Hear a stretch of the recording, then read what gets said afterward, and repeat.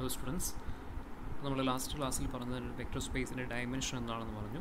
ഒരു വെക്റ്റർ സ്പേസിൻ്റെ ഡയമെൻഷൻ കൊണ്ട് ഉദ്ദേശിക്കുന്നത് ആ വെക്റ്റർ സ്പേസിൻ്റെ ബേസിസിലെ നമ്പർ ഓഫ് എലമെൻസിനെയാണ് ഡയമെൻഷൻ കൊണ്ട് ഉദ്ദേശിക്കുന്നത്. വെക്റ്റർ സ്പേസിൻ്റെ ബേസിസിലെ നമ്പർ ഓഫ് എലമെൻസിനെയാണ് ആ വെക്റ്റർ സ്പേസിൻ്റെ ഡയമെൻഷൻ കൊണ്ട് ഉദ്ദേശിക്കുന്നത്. മറ്റൊരു തരത്തിലേക്ക് പോവാം. Theorem let V be a finite dimension vector space if G is a finite spanning set of V and if I is a linearly independent subset of V such that I subset or equal to G, then there is a basis B of V such that I subset or equal to B subset or equal to G. V എന്ന് പറയുന്ന ഒരു finite dimension vector space ആണ്. അതോടൊപ്പം തന്നെ G എന്ന് പറയുന്നത് vector space വിയുടെ ഒരു സ്പാനിങ് സെറ്റാണ്. ദാറ്റ് ഈസ് സ്പാൻ G എടുക്കുമ്പോൾ എനിക്ക് എന്ത് കിട്ടും? വെക്റ്റർ സ്പേസ് വി കിട്ടും. ആൻഡ് ഓൾസോ I എന്ന് പറയുന്നത് ഒരു linearly independent subset of V ആണ്, satisfying the condition I subset or equal to G. അങ്ങനെയാണെങ്കിൽ ഇത്രയും കണ്ടീഷൻ സാറ്റിസ്ഫൈ ചെയ്യുന്നുണ്ടെങ്കിൽ then clearly there exists a basis B of V such that I subset or equal to B subset or equal to G. ഇത്തരത്തിൽ ഈ condition satisfy ചെയ്യുന്ന രീതിയിലുള്ള ഒരു basis B vector space വിക്ക് exist ചെയ്യുന്നുണ്ട്. അതാണ് ഈ theorem പറയുന്നത്. ക്ലിയർ ആണല്ലോ? അതായത് ഈ ലീനിയർലി ഇൻഡിപെൻഡൻറ്റ് സെറ്റിൻ്റെ സൂപ്പർ സെറ്റും സ്പാനിങ് സെറ്റിൻ്റെ സബ്സെറ്റുമായിട്ട് വരുന്ന രീതിയിലുള്ള ഒരു ബേസിസ് ബി ഈ വെക്റ്റർ സ്പേസിന് എക്സിസ്റ്റ് ചെയ്യുന്നുണ്ടായിരിക്കും. ഈ കണ്ടീഷൻ സാറ്റിസ്ഫൈ ചെയ്യുന്നുണ്ടെങ്കിൽ ഇത്രയും കണ്ടീഷൻസ് ഉണ്ടായിരിക്കണം. ജി എന്ന് പറയുന്നത് സ്പാനിങ് സെറ്റാണ്, ഐ ലീനിയർലി ഇൻഡിപെൻഡൻറ്റ് സെറ്റാണ്, ദാറ്റ് ഈസ് ഐ എന്ന് പറയുന്നത് ജിയുടെ ഒരു സബ്സെറ്റാണ്. ഇത്രയും കാര്യങ്ങളുണ്ടെങ്കിൽ clearly there exist a basis B satisfying this condition. Okay, പ്രൂഫിലേക്ക് വരാം. അപ്പോൾ ഓൾറെഡി ഐ എന്ന് പറയുന്നത് ലീനിയർലി ഇൻഡിപെൻഡൻറ്റ് സെറ്റാണ് തന്നിട്ടുണ്ട്. If I also spans V, just രണ്ട് കേസാണല്ലോ ഐയുമായിട്ട് ബന്ധപ്പെട്ട് പറയാം. ഒന്നെങ്കിൽ ഐ എന്ന് പറയുന്നത് വിയുടെ വെക്റ്റർ സ്പേസ് വിയുടെ ഒരു സ്പാനിങ് സെറ്റ് ആകാം, അല്ലെങ്കിൽ ഐ എന്ന് പറയുന്ന വെക്റ്റർ സ്പേസ് വിയുടെ ഒരു സ്പാനിങ് സെറ്റ് ആകാതിരിക്കാം. ഈ രണ്ട് പോസിബിലിറ്റി ആണുള്ളത്. So first we consider case 1. When I spans V, I എന്ന് പറയുന്ന വെക്റ്റർ സ്പേസ് വിയെ സ്പാൻ ചെയ്യുന്നുണ്ടെങ്കിൽ ദാറ്റ് ഈസ് സ്പാൻ ഐ എടുക്കുമ്പോൾ എനിക്ക് എന്ത് കിട്ടും? വെക്റ്റർ സ്പേസ് വി കിട്ടും. So I already linearly independent ആണ്, ദാറ്റ് ഈസ് സ്പാൻ ഐ എന്ന് പറയുന്നത് നമ്മൾ വി കിട്ടുന്നുണ്ട്. അങ്ങനെയാണെങ്കിൽ നമുക്ക് പറയാം ഐ എന്ന് പറയുന്നത് എന്തായിരിക്കും? ഒരു ബേസിസ് ആയിരിക്കും. ബേസിൻ്റെ രണ്ട് കണ്ടീഷൻ ഇവിടെ സാറ്റിസ്ഫൈ ചെയ്യുന്നുണ്ട്. ഐ ലീനിയർലി ഇൻഡിപെൻഡൻ്റ് ആണ്, also span I is equal to V കിട്ടുന്നുണ്ട്. അങ്ങനെയാണെങ്കിൽ ഐ എന്ന് പറയുന്നത് വെക്റ്റർ സ്പേസ് വിയുടെ ഒരു ബേസിസ് ആയിട്ട് മാറും. സോ ഈ കേസിൽ നമ്മുടെ ബി എന്ന് പറയുന്ന വെക്റ്റർ ബേസിസ് ഏത് തന്നെയാണ്? ഈ ഒരു കേസിൽ ബി എന്ന് പറയുന്ന ബേസിസ് ഏത് തന്നെയാണ്? ഐ എന്ന് പറയുന്നത് തന്നെയാണ് നമ്മുടെ ബി എന്ന് പറയുന്ന basis. So there is nothing to prove. Then there is nothing to prove. Clear ആണല്ലോ? ഈ ഒരു കേസിൽ ബേസിസ് ബി ഏത് തന്നെയാണ്? If I spans V then the basis B is equal to എന്ത് തന്നെ കിട്ടും? ഐ തന്നെയാണ്. ബേസിസ് ബി ഏത് തന്നെ ചൂസ് ചെയ്താൽ മതി, ഐ തന്നെ ചൂസ് ചെയ്താൽ മതി. ഓക്കെ, അപ്പോൾ ഈ കണ്ടീഷൻ സാറ്റിസ്ഫൈ ചെയ്യുന്ന ഒരു ബേസിസ് നമുക്ക് ഈ ഒരു കേസിൽ എക്സിസ്റ്റ് ചെയ്യുന്നുണ്ട്. When I spans V. അപ്പോൾ അടുത്ത കേസ് എന്താണ്? I does not spans V അല്ലേ? That is span I not equal to V.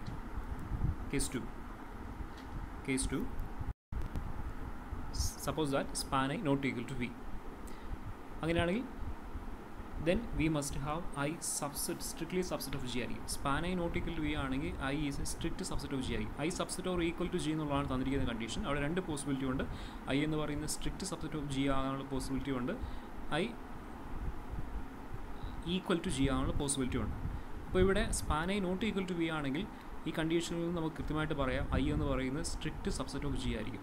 കാരണം എന്താണെന്ന് വെച്ച് കഴിഞ്ഞാൽ if I equal to G ആണെങ്കിൽ സ്പാൻ ഐ ഈക്വൽ ടു എന്തായി പോകും? സ്പാൻ ജി ആ പോകും. പക്ഷേ സ്പാൻ ജി എന്താണ്? By our assumption span G equal to V ആണ്. So we get span I equal to V എന്ന് കിട്ടും. ബട്ട് സ്പാൻ ഐ എന്തല്ല, span I not equal to V ആണ്. By our assumption span I not equal to V ആണ്. That is case 2. So അതുകൊണ്ട് തന്നെ ഒരിക്കലും എന്താകത്തില്ല, I എന്ന് പറയുന്നത് ഒരിക്കലും ജിയോട് ഈക്വൽ ആയിരിക്കത്തില്ല. പിന്നെയുള്ള പോസിബിലിറ്റി അപ്പോൾ ഏതായിരിക്കും? ഇവിടെ നിന്നും I strict subset of G ആയിരിക്കും. So we get I is a strict subset of G. Clear ആണല്ലോ? അപ്പോൾ നമുക്ക് കിട്ടി ഐ എന്ന് പറയുന്നത് ജിയുടെ ഒരു സ്ട്രിക്റ്റ് സബ്സെറ്റ് ആണെന്ന് കിട്ടി. അങ്ങനെയാണെങ്കിൽ clearly we can choose an element G1 belongs to G minus I ആണ്. G മൈനസ് ഐ നിങ്ങൾ ഈ ഒരു റെപ്രസെൻറ്റേഷൻ കൊടുക്കുമ്പോൾ ഇങ്ങനെ തന്നെ ചരിച്ച് തന്നെ ആ ഒരു ലൈൻ ആ ഒരു മാർക്ക് ചെയ്യാനായിട്ട് ശ്രദ്ധിക്കുക. G മൈനസ് ഐ നോട്ടിൽ എഴുതിയിരിക്കുന്ന പോലെയല്ല, ഈ ഒരു രീതിയിൽ തന്നെ നിങ്ങൾ മാർക്ക് ചെയ്യുക G minus I. Okay, so clearly I strict subset of G ആണെങ്കിൽ then there exist a G1 belongs to G minus I. അതായത് ജിയിലുള്ളതും ഐയിൽ ഇല്ലാത്തതുമായ ഒരു G1 എനിക്ക് കണ്ടുപിടിക്കാൻ പറ്റും, satisfying the condition G1 does not belongs to span I. ഇത്തരത്തിൽ സ്പാൻ ഐയിൽ ഇല്ലാത്ത ഒരു G1, ജിയിലുള്ളതും ഐയിൽ ഇല്ലാത്തതും സ്പാൻ ഐയിൽ ഇല്ലാത്തതുമായ ഒരു G1 എനിക്ക് ഉറപ്പായിട്ടും കണ്ടുപിടിക്കാൻ പറ്റും. എപ്പോഴാണ്? I strict subset of G ആകുന്ന കേസിൽ. ക്ലിയർ ആണോ? I strict subset of G ആണെങ്കിൽ ഈ കണ്ടീഷൻ സാറ്റിസ്ഫൈ ചെയ്യുന്ന രീതിയിലുള്ള ഒരു G1 എപ്പോഴും എക്സിസ്റ്റ് ചെയ്യും. ഒരു G1 എങ്കിലും എനിക്ക് പോസിബിൾ ആണ്. such that G1 belongs to G minus I, such that G1 does not belongs to span I. ഇസും ക്ലിയർ ആണോ? അല്ല എന്നുണ്ടെങ്കിൽ ഇത് എങ്ങനെയാണ് കിട്ടിയെന്നുള്ളത് മനസ്സിലാക്കാനായിട്ട്, സപ്പോസ് ഇത് സാറ്റിസ്ഫൈ ചെയ്യുന്നില്ലെന്ന് വിചാരിക്കുക, ഇത്തരത്തിലൊരു G1 എക്സിസ്റ്റ് ചെയ്യുന്നില്ലെന്ന് വിചാരിക്കുക, ഇത്തരത്തിലൊരു G1 എക്സിസ്റ്റ് ചെയ്യുന്നില്ല, ഈ കണ്ടീഷൻ സാറ്റിസ്ഫൈ ചെയ്യുന്ന ഒരു G1 എക്സിസ്റ്റ് ചെയ്യുന്നില്ല, ഈ കണ്ടീഷൻ സാറ്റിസ്ഫൈ ചെയ്യുന്ന ഒരു G1 എക്സിസ്റ്റ് ചെയ്യുന്നില്ല എന്ന് പറയുന്ന മീനിങ് എന്താണ്? G മൈനസ് ഐയിൽ ഏത് G1 എടുത്തു കഴിഞ്ഞാലും ആ G1 എവിടെ ഉണ്ടായിരിക്കും? സ്പാൻ ഐയിൽ ഉണ്ടായിരിക്കും. അതാണുള്ള മീനിങ്. ഈ കണ്ടീഷൻ സാറ്റിസ്ഫൈ ചെയ്യുന്ന രീതിയിലൊരു G1 എക്സിസ്റ്റ് ചെയ്യുന്നില്ലെങ്കിൽ അതിൻ്റെ മീനിങ് എന്താണ്? G മൈനസ് ഐയിൽ ഏത് G1 എടുത്തു കഴിഞ്ഞാലും ആ G1 എവിടെ ഉണ്ടെന്ന് അതിൻ്റെ മീനിങ് സ്പാൻ ഐയിലുണ്ടെന്നല്ല ഇതിൻ്റെ മീനിങ്. സ്പാൻ ഐയിലുണ്ടായിരിക്കും. ക്ലിയറല്ലേ? ആ G1 എന്ന് പറയുന്നത് സ്പാൻ ഐയിലുണ്ടായിരിക്കും. അതായത് നമുക്കിവിടെ കിട്ടി ഐ എന്ന് പറയുന്നത് ജിയുടെ ഒരു സ്ട്രിക്റ്റ് സബ്സെറ്റ് ആണെന്ന് ഓൾറെഡി നമുക്ക് കിട്ടി. ഐ എന്ന് പറയുന്നത് ജിയുടെ ഒരു സ്ട്രിക്റ്റ് സബ്സെറ്റ് ആണെന്ന് ഓൾറെഡി നമുക്ക് കിട്ടിയതാണ്. Suppose this is our G and I is a strict subset of G. നമുക്കിവിടെ കിട്ടിയിരിക്കുന്നത് ഇത് സാറ്റിസ്ഫൈ ചെയ്യുന്നില്ല എന്നുള്ള അസംഷനിൽ നിന്നുമാണെങ്കിൽ ഏത് G1 എടുത്തു കഴിഞ്ഞാലും G മൈനസിൽ ഏത് G1 എടുത്തു കഴിഞ്ഞാലും ആ G1 ഇവിടെ ഉണ്ടായിരിക്കും, സ്പാൻ ഐയിലുണ്ടായിരിക്കും. ക്ലിയർ ആണല്ലോ? സപ്പോസ് ജി എന്ന് പറയുന്നൊരു ഫൈനൈറ്റ് സെറ്റാണെന്ന് പറയുന്നുണ്ട്. സപ്പോസ് ജി എന്ന് പറയുന്നതിലെ എലമെൻറ്റ്സിന് നമുക്ക് ജസ്റ്റ് ഒന്ന് കൺസിഡർ ചെയ്യാം മനസ്സിലാക്കുന്നതിന് വേണ്ടിയിട്ട്.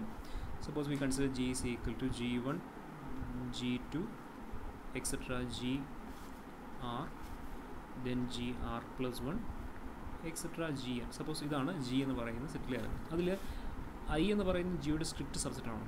സപ്പോസ് അതിൽ G1 മുതൽ ജി ആർ വരെയുള്ള ഇത്രയും എലമെൻറ്റ്സ് ജി മൈനസ് ഐയിലെ എലമെൻറ്റ്സ് ആണെന്ന് വിചാരിക്കാം. ഈ എലമെൻറ്റ്സ് ജി മൈനസ് ഐയിലെ എലമെൻറ്റ്സ് ആണെന്ന് വിചാരിക്കാം. ദെൻ ജി ആർ പ്ലസ് 1 മുതൽ ജി എൻ വരെയുള്ള എലമെൻറ്റ്സ് ഐയിലെ എലമെൻ്റ് ആണെന്ന് വിചാരിക്കാം. ക്ലിയർ ആണല്ലോ? G1 G2 etcetera G R എന്ന് പറയുന്നത് ഇവിടെ കിടക്കുന്ന എലമെൻ്റ് ആണ്. G1 G2 etcetera G R എന്ന് പറയുന്നത് ഈ ഒരു റീജിയണിലുള്ള എലമെൻറ്റ്സ് ആണ്. Then G R plus 1 G R plus 2 മുതൽ ജി എൻ വരെയുള്ള എലമെൻറ്റ്സ് ഈ ഐയിലെ എലമെൻറ്റ്സ് ആണെന്ന് വിചാരിക്കാം. മനസ്സിലായല്ലോ? അങ്ങനെയാണെങ്കിൽ V choose an element G belongs to span G. Span ജിയിൽ ഒരു എലമെൻറ്റ് ഞാൻ ചൂസ് ചെയ്യണം, ആർബിട്രറി എലമെൻറ്റ് ചൂസ് ചെയ്യണം. ഇത് സ്പാൻ ജിയിലെ എലമെൻറ്റ് ആയതുകൊണ്ട് തന്നെ എനിക്ക് ആ എലമെൻറ്റിൻ്റെ ഫോം എന്തായിരിക്കും? ജിയിലെ എലമെൻറ്റ്സിൻ്റെ ലീനിയർ കോമ്പിനേഷൻ ഫോം ആയിരിക്കും അല്ലേ? ക്യാപിറ്റൽ ജിയിലെ എലമെൻറ്റിൻ്റെ ലീനിയർ കോമ്പിനേഷൻ ഫോം ആയിരിക്കും സ്മോൾ ജി എന്ന് പറയും. So G is equal to sum lambda 1 G1 plus lambda 2 G2 plus etcetera lambda R G R plus lambda R plus 1 G R plus 1 plus etcetera lambda N G N. ഇതായിരിക്കുമല്ലോ ജിയുടെ form എന്ന് പറയുന്നത്. That is equal to lambda 1. ഇവിടെ നമ്മൾ പറഞ്ഞിരിക്കുന്നത് അനുസരിച്ച് ഇപ്പോൾ നമ്മൾ പറഞ്ഞിരിക്കുന്ന ഈ ഒരു കേസിൽ നമുക്ക് കിട്ടിയിരിക്കുന്നത് ജി മൈനസ് ഐയിൽ ഏത് G1 എടുത്തു കഴിഞ്ഞാലും ആ G1 എവിടെ ഉണ്ടായിരിക്കും? സ്പാൻ ഐയിൽ ഉണ്ടായിരിക്കും എന്നല്ല കിട്ടിയിരിക്കുന്നത്. ജി മൈനസ് ഐയിൽ ഏത് G1 എടുത്തു കഴിഞ്ഞാലും ആ G1 span ഐയിലുണ്ടായിരിക്കും. That is G1 ഈ G1 എന്ന് പറയുന്നത് ജി മൈനസ് ഐയിലെ എലമെൻ്റ് ആണ്. സോ ക്ലിയർലി നമ്മുടെ അസംഷൻ അനുസരിച്ച് G1 എന്ന് പറയുന്നത് സ്പാൻ ഐയിലുണ്ടായിരിക്കും. സോ G1 എന്ന് പറയുന്നത് സ്പാൻ ഐയിലുണ്ട്. ക്ലിയർ ആണല്ലോ? അതേപോലെ തന്നെ G2 എന്ന് പറയുന്നതും ജി മൈനസ് ഐയിലെ എലമെൻ്റ് ആണ്. സോ ഒരു അസംഷൻ G2 എന്ന് പറയുന്നത് സ്പാൻ ഐയിലുണ്ടായിരിക്കും. ക്ലിയർ അല്ലേ? സോ എക്സെട്ര ജി ആർ വരെയുള്ള എലമെൻറ്റ് എവിടെ ഉണ്ടായിരിക്കും? സ്പാൻ ഐയിലുണ്ടായിരിക്കും. കാരണം അതെല്ലാം ജി മൈനസ് ഐ എലമെൻ്റ് ആയതുകൊണ്ട് തന്നെ G1 G2 മുതൽ ജി ആർ വരെയുള്ള എലമെൻറ്റ്സ് സ്പാൻ ഐയിലുണ്ടായിരിക്കും. ബാക്കി G R plus 1 G R plus 2 etcetera G N വരെയുള്ള എലമെൻറ്റ്സ് ഓൾറെഡി ഐയിലെ എലമെൻ്റ് ആണ്, സെറ്റ് ഐയിലെ എലമെൻ്റ് ആണ്. സോ ക്ലിയർലി അതെല്ലാം സ്പാൻ ഐയിലെ എലമെൻറ്റ്സ് തന്നെയാണ്. ഓക്കെ, അപ്പോൾ നമ്മൾ എഴുതി വെച്ചിരിക്കുന്നത്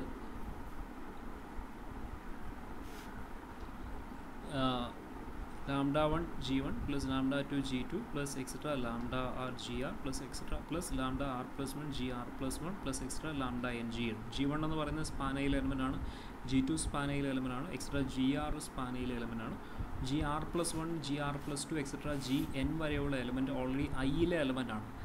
ഐയിലെ എലമെൻറ്റ്സിൻ്റെ ലീനിയർ കോമ്പിനേഷൻ ആണല്ലോ, ഐയിലെ എല്ലാ എലമെൻറ്റ്സിൻ്റെ ലീനിയർ കോമ്പിനേഷൻസ് ആണ് സ്പാൻ ഐ എന്ന് പറയുന്നത്. സോ ക്ലിയർലി ഈ എലമെൻറ്റ്സ് എല്ലാം ജി ആർ പ്ലസ് 1 മുതലുള്ള G R plus 1 G R plus 2 മുതൽ ജി എൻ വരെയുള്ള എലമെൻറ്റ്സ് ക്ലിയർലി എവിടെ ഉണ്ടായിരിക്കും?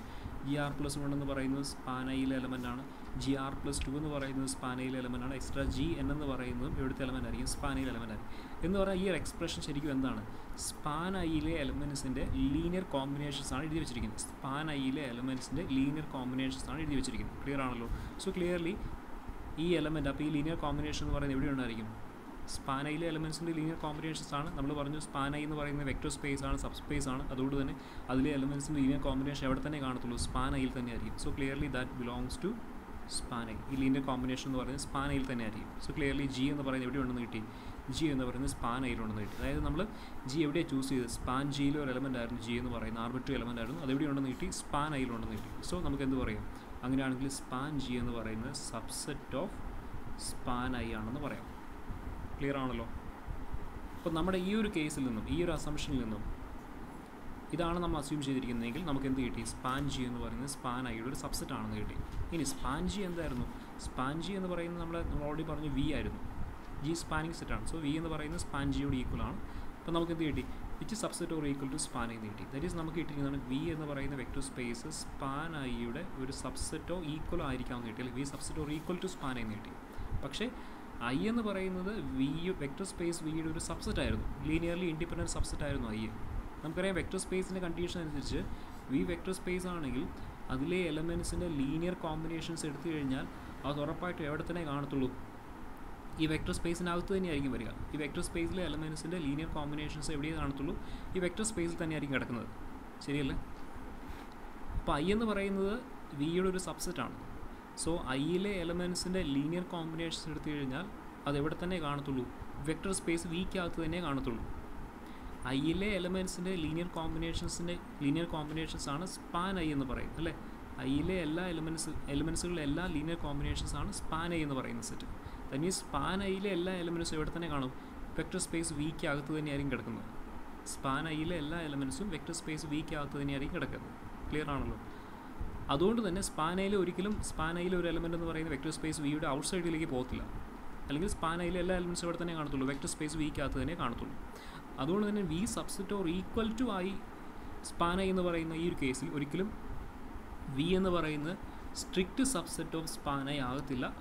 റീസൺ ക്ലിയർ ആണല്ലോ? കാരണം സ്പാൻ ഐയിലെ എല്ലാ എലമെൻറ്റ്സും വിക്കകത്ത് തന്നെയാണ് വരിക. അതുകൊണ്ട് തന്നെ വി ഒരിക്കലും strict subset of span I ആകത്തില്ല. പിന്നെയുള്ള പോസിബിലിറ്റി അപ്പോൾ എന്തായിരിക്കും?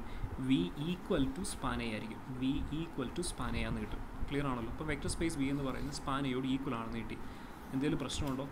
നമ്മൾ ഓൾറെഡി പറഞ്ഞു കഴിഞ്ഞു വി എന്ന് പറയുന്നത് സ്പാൻ ഐയോട് ഈക്വൽ അല്ലെന്നുള്ളതാണ് നമ്മുടെ കേസ് 2യുടെ അസംഷൻ തന്നെ. Suppose that span I not equal to V എന്നാണ് കൃത്യമായിട്ട് പറഞ്ഞത്. അതുകൊണ്ട് തന്നെ അപ്പോൾ അതിനൊരു കോൺട്രഡിക്ഷൻ നമുക്കിവിടെ കിട്ടിയത്. എപ്പോഴാണ്? ഈ ഒരു കേസിലൂടെ ഈ ഒരു അസംഷൻ വെച്ചുകൊണ്ട് മുമ്പോട്ട് പോയപ്പോഴാണ് നമുക്ക് ഒരു കോൺട്രഡിക്ഷൻ കിട്ടിയത്. എന്ന് പറഞ്ഞു കഴിഞ്ഞാൽ ഈ അസംഷൻ റോങ് ആണ്. അപ്പം പിന്നെ നമ്മുടെ കണ്ടീഷൻ എന്താണ്? അപ്പം നമ്മുടെ കണ്ടീഷൻ അനുസരിച്ച് there exists a G1 belongs to G minus I such that G1 does not belongs to span I. ഇത്തരത്തിൽ ഒരു G1 എങ്കിലും അവിടെ എക്സിസ്റ്റ് ചെയ്യുന്നുണ്ടായിരിക്കും. ഇത് സാറ്റിസ്ഫൈ ചെയ്യുന്നില്ല, കാരണം നമുക്കൊരു കോൺട്രഡിക്ഷൻ കിട്ടി. ഈ ഒരു അസംഷനിൽ നമുക്കൊരു കോൺട്രഡിക്ഷൻ കിട്ടി. അതുകൊണ്ട് തന്നെ ഈ ഒരു അസംഷൻ റോങ് ആണ്. അതുകൊണ്ട് തന്നെ നമുക്ക് എന്ത് പറയാം?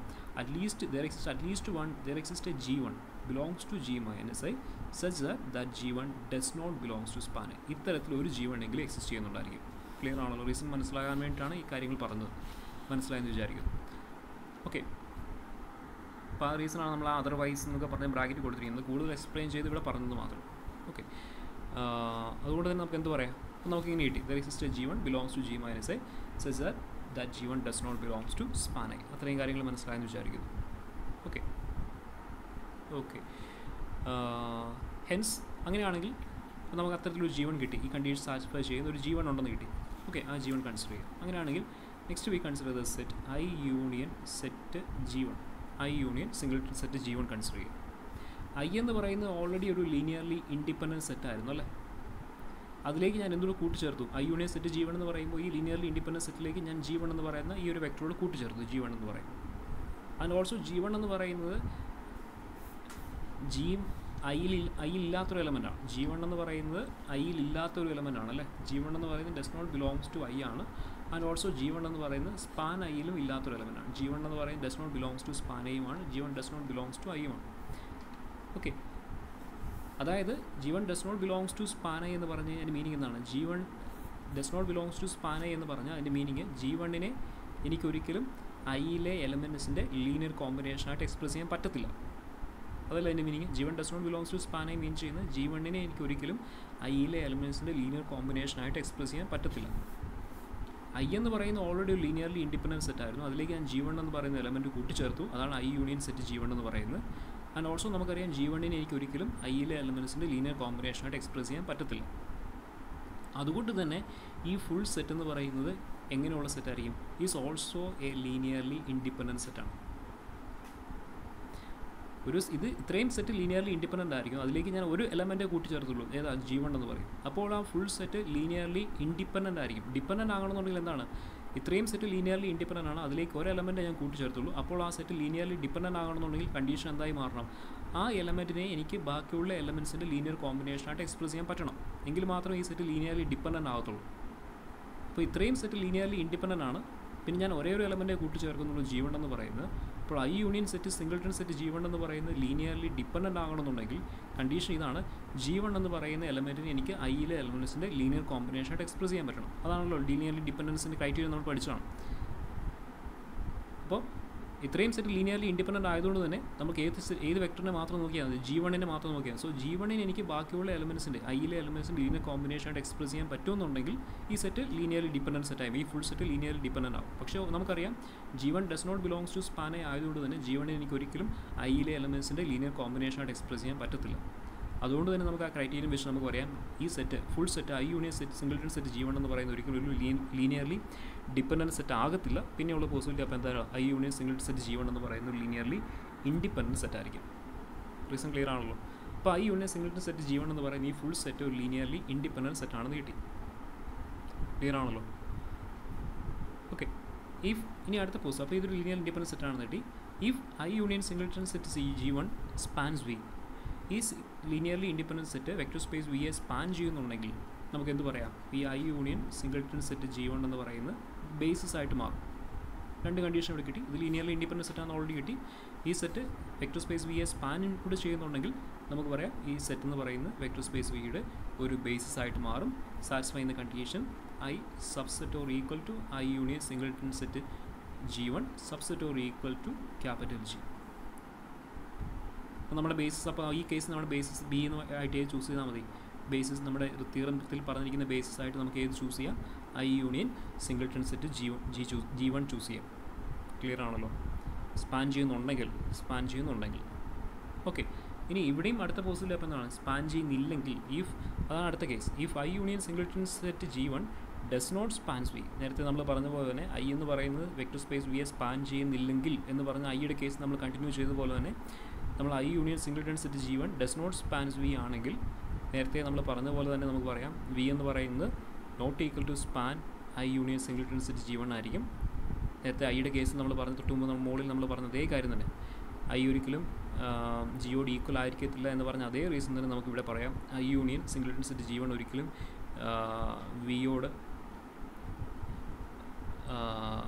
ജിയോട് ഈക്വൽ ആയിരിക്കത്തില്ല. I union singleton set G1 എന്ന് പറയുന്ന ഒരിക്കലും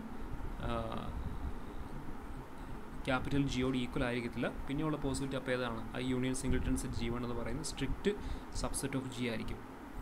നേരത്തെ നമ്മൾ പറഞ്ഞ I strict subset of G ആകാനുള്ള അതേ കണ്ടീഷൻ തന്നെ, അതേ കേസ് തന്നെ നിങ്ങൾക്ക് ഇവിടെ കൺസിഡർ ചെയ്യാം. റീസൺ ക്ലിയർ ആയെന്ന് വിചാരിക്കുന്നു. ഈക്വൽ ടു G1 ആയി കഴിഞ്ഞാൽ എന്താ പ്രശ്നം വരിക? I union singleton set G1 equal to capital G ആയി കഴിഞ്ഞാൽ we get span G equal to എന്ത് വരും? Span G equal to span I union singleton set G1 വരും. Span G equal to vector space V ആണ്. Therefore we get span I union singleton set G1 equal to എന്ത് കിട്ടും? Vector space V എന്ന് കിട്ടും. പക്ഷേ നമ്മുടെ assumption അനുസരിച്ച് V not equal to span I union singleton set G1 ആണ്. അതുകൊണ്ട് തന്നെ പിന്നെ പോസിബിലിറ്റി അപ്പോൾ ഏതാണ്? I union singleton set G1 എന്ന് പറയുന്നത് സ്ട്രിക്റ്റ് സബ്സെറ്റ് ഓഫ് G ആയിരിക്കും. ഓക്കെ, അങ്ങനെയാണെങ്കിൽ നമ്മൾ നേരത്തെ പറഞ്ഞ പോലെ തന്നെ വീണ്ടും അടുത്തതായിട്ട് ഐയുടെ കേസ് നമ്മൾ പറഞ്ഞ അതേ രീതിയിൽ തന്നെ നമുക്ക് വീണ്ടും എന്ത് പറയാം? There exist we can find G2 belongs to G minus I union singleton set G1 such that G2 does not belongs to span I union singleton set G2. ഇപ്പം ഞാൻ പറഞ്ഞ ഐയുടെ കേസ് നമ്മൾ പറഞ്ഞ അതേ രീതിയിൽ തന്നെ we can find G2 belongs to G minus I union, ഇവിടെ വരുമ്പോൾ I union singleton set G1 such that that G2 does not belongs to span I union singleton set G1. Clear ആണല്ലോ? സംശയമുള്ളവർ ഇതേ രീതിയിൽ നിങ്ങൾക്കൊന്ന് ചെയ്ത് നോക്കിയാൽ നിങ്ങൾക്ക് അതിൻ്റെ റീസൺ മനസ്സിലാവും. Okay, otherwise we get A contradiction. therefore I union singleton set G1 G2 എന്ന് പറയുന്ന സെറ്റ് ലീനിയർലി ഇൻഡിപെൻഡൻറ്റ് സെറ്റ് ആണെന്ന് പറയാം. കാരണം already I union singleton set G1 linearly independent ആണെന്ന് പറഞ്ഞിരുന്നു. ഓൾറെഡി നമുക്ക് കിട്ടിയിരുന്നു I union singleton set G1 എന്ന് പറയുന്ന ഈ സെറ്റ് ലീനിയർലി ഇൻഡിപെൻഡൻ്റ് ആണെന്ന് കിട്ടിയിരുന്നു. ആൻഡ് ഓൾസോ G2 എന്ന് പറയുന്ന element does not belongs to span I union singleton set G1. ഇതിൻ്റെ സ്പാനിങ് സെറ്റിൽ ഒരു എലമെൻ്റ് അല്ല G2 എന്ന് പറയും. അതായത് ഇത് ഓൾറെഡി ലീനിയർലി ഇൻഡിപെൻഡൻറ്റ് സെറ്റാണ്. അപ്പോൾ അതിലേക്ക് ഞാൻ ഏത് എലമെൻറ്റോട് കൂട്ടിച്ചേർത്തു? G2 എന്ന് പറയുന്ന എലമെൻറ്റോട് കൂട്ടിച്ചേർത്തു. അതാണ് I union singleton set G1, I union set G1 G2 എന്ന് പറയുന്ന സെറ്റ്. അപ്പോൾ അത് അവിടെ G2 എന്ന് പറയുന്ന does not belongs to span I union singleton set G1 ആണ്. അതായത് G2വിനെ എനിക്ക് ഈ സെറ്റിലെ എലമെൻറ്റ്സ് ലീനിയർ കോമ്പിനേഷനായിട്ട് എക്സ്പ്രസ് ചെയ്യാൻ പറ്റത്തില്ല. അതുകൊണ്ട് തന്നെ നമ്മുടെ ക്രൈറ്റീരിയൻ അനുസരിച്ച് ഈ ഫുൾ സെറ്റ് ഒരിക്കലും എന്താകത്തില്ല, ഈ ഫുൾ സെറ്റ് ഒരിക്കലും ലീനിയർലി ഡിപ്പെൻഡൻറ്റ് സെറ്റ് ആകത്തില്ല. So this set is a linearly independent set. So we get I union set G1 G2 is a linearly independent set. നേരത്തെ നമ്മൾ പറഞ്ഞ പോലെ തന്നെ.